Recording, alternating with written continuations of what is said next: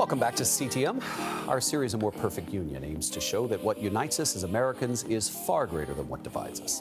This morning, we're going to do something a little different. As the world prepares to say goodbye to one of the most difficult years we've had in history, we asked spiritual leaders for their thoughts on unity and hope heading into 2021. So we spoke with Imam Omar Suleiman, founder of the Yaqeen Institute for Islamic Research, Roshi Pat Enkyo O'Hara, a Zen Buddhist teacher, Father James Martin, a Jesuit priest and author of the book Learning to Pray, Reverend Jacqui Lewis, senior minister at Middle Collegiate Church, Rabbi Rick Jacobs, president of the Union for Reform Judaism, and Sanjita Kausik, Hindu, who is an advisor at New York University. 2020 has been a terrible year, and it's not surprising that people would sometimes feel tempted to despair. But I like to remind people that those feelings of despair aren't coming from God. That's not the way that God works. Feelings of hope are. The only thing that keeps us going is hope and firm faith in God, that everything that happened, even the losses that you have suffered, is for a reason. The Quran says that with every hardship, there's ease. And so when blessings are taken away from us, voluntarily or involuntarily, then we have a greater awareness of God, a greater awareness of self, and a greater awareness of other. And that's where we seek the greatest growth. So my hope comes from the human will to survive, the tenacity and resilience of human beings in partnership with a holy other, which is how I think about God, as a holy other. And in partnership together, we make it. We just do. We rise up out of ashes and we talk about it and we do new things together. Love thy neighbor is one of those great teachings in the Hebrew Bible, but it only is mentioned once. Love the stranger is mentioned 36 times. Why? Because it's much harder. And as a Buddhist, what's important to me is that we recognize that we are interconnected. Loving the stranger, loving the one who's different, that's where we anchor our lives on a very different foundation. And that's how we overcome the incredibly painful divisions of this moment. Listen with compassion.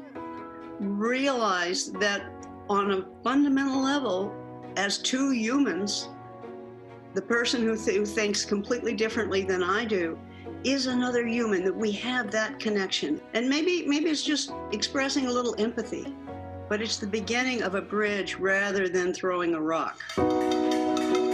I think one thing that we can all agree on is the valor and the heroism of our healthcare professionals. And the example that we've been given by the caring people, particularly in the essential workers, the people that are running the subways around here, as well as the ones that are in medical frame. Those are our heroes. Sometimes in our darkest moments, we find our greatest unity, and the greatest beauty in that unity comes in the midst of that darkness.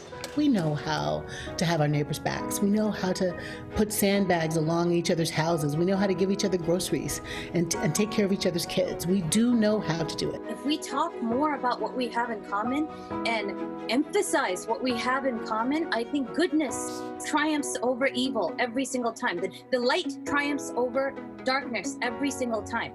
So I would hope that as we're finishing 2020 and saying good riddance, that we enter 21 with a feeling of each of us is responsible for shaping 21 to be a year of healing, a year of hope, a year of kindness, but that we come together with a shared sense of building a more just and compassionate world.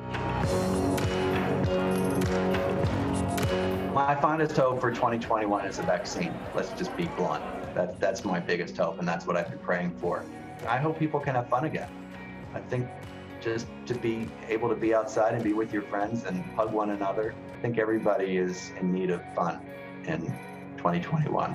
As we turn our faces toward a new year, I hope that you can feel the wind of spirit at your back, and that your face will turn up toward the sun, and you will imagine all of the wounds of this year as places in which strength will grow, that we will be better tomorrow. Amen to that. What are your wishes? My wish is, and I think I mentioned this yesterday, is that I hope that what we've learned about the importance of being connected to one another, to staying in touch with your friends and family, more than we usually do, that we really did that this year. I did that this year. I want that to continue past 2021 for years to come. David?